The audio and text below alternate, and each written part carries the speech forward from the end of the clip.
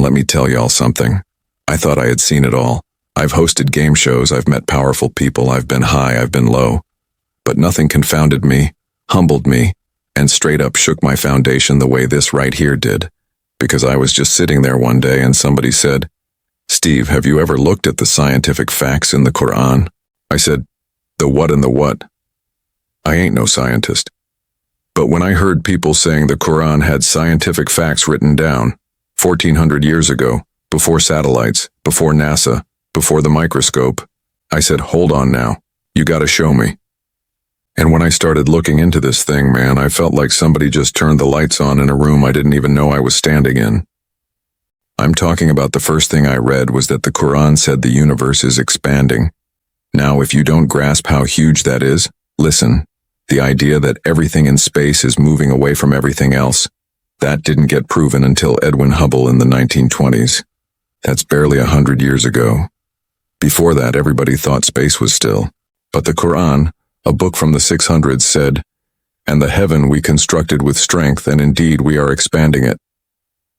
Man, I read that and I said, wait a minute, who told Muhammad that?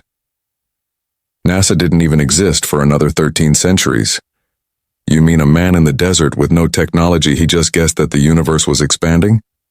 That ain't a lucky guess. That's a direct download. So now I'm hooked.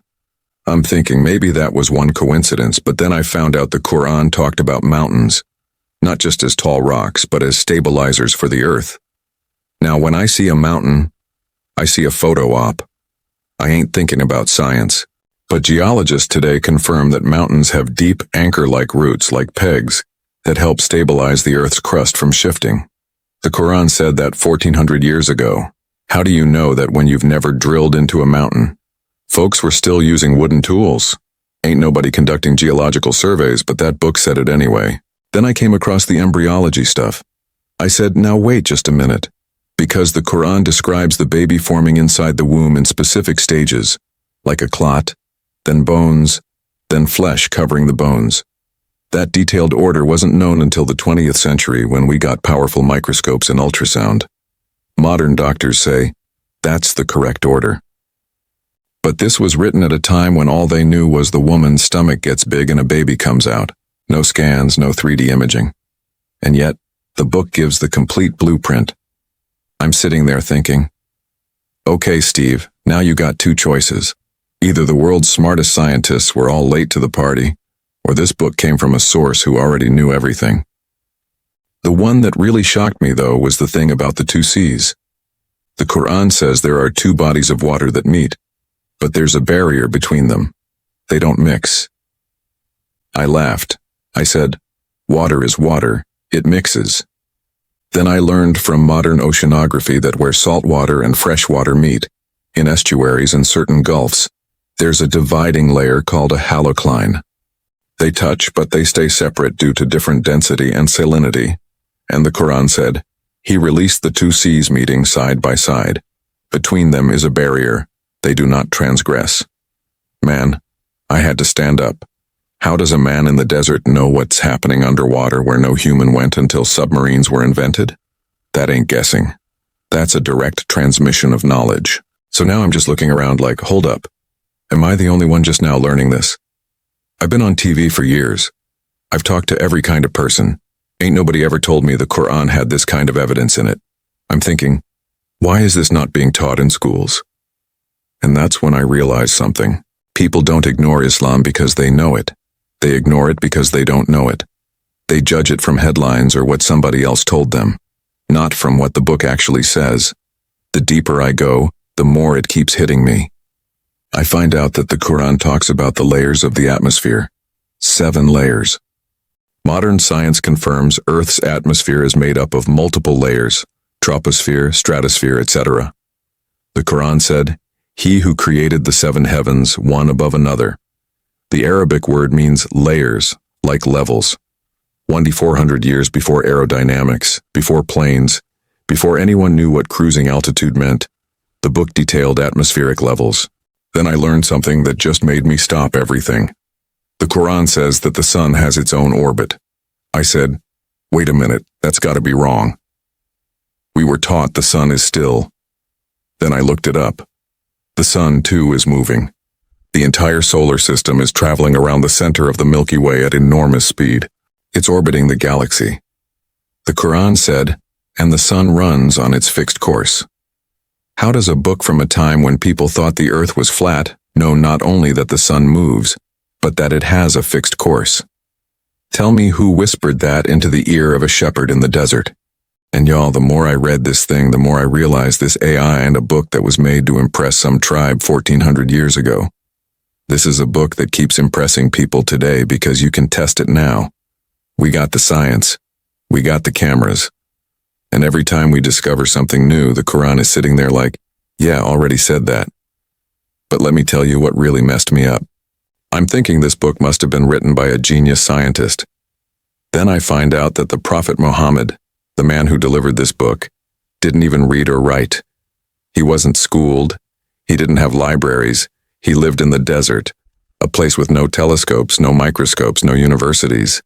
And yet he recited things nobody on earth knew until centuries later. And now I'm sitting on the couch like, well, somebody explain this to Steve. Because the only two options now are either this man somehow guessed hundreds of scientific facts and got every single one of them correct, or he wasn't guessing. At this point, I'm feeling something I ain't felt in a long time. Humility. Maybe all the success and fame in the world doesn't mean anything if you ain't connected to the truth. I'm just now realizing this thing ain't just religion. It's a revelation. It's information from a source outside the world we see. That made me step back like, okay, maybe everything I thought I knew about Islam was just the surface. I came across something that didn't just surprise me, it stopped me. The Quran talks about pain receptors in the skin. Modern science proved that pain is detected by receptors in the skin, and if the skin is destroyed, you don't feel pain the same way. That wasn't discovered until the 19th century.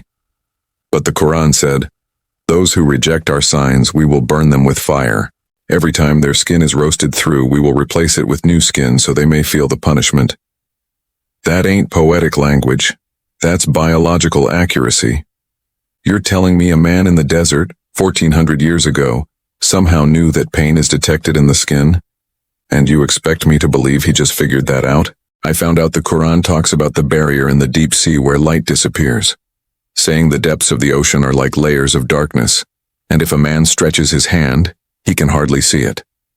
We didn't even know about that until deep-sea submarines and high-pressure cameras. It's pitch black down there, exactly like the verse said. Then I'm sitting there thinking about how the Quran talks about rain. Not just rainfalls, but explaining evaporation, formation, cycles, storage in the earth. It even says there are winds that fertilize the clouds before rain falls, which scientists today call biological cloud seeding. This thing wasn't written for ancient people. It was written all the time. What gets me the most is that Prophet Muhammad, peace be upon him, didn't claim to be a scientist. He didn't take credit for any of this knowledge. Every single time he said the same thing. This is revelation from God. He never bragged. He never said, look at what I discovered. He said, I only follow what is revealed to me. You want to know a sign of truth? When somebody doesn't try to own it. That right there is humility. I'm realizing how much I never knew. And I ain't ashamed to say it because sometimes the first step to wisdom is admit you've been walking around in the dark. The truth doesn't scream. It just sits there quietly waiting for the one who actually wants it. The Quran doesn't need a marketing team. The truth doesn't beg. It waits. And once you realize a book is really from the creator of the universe, that means you gotta start listening to it. You stop saying, how could this be from God?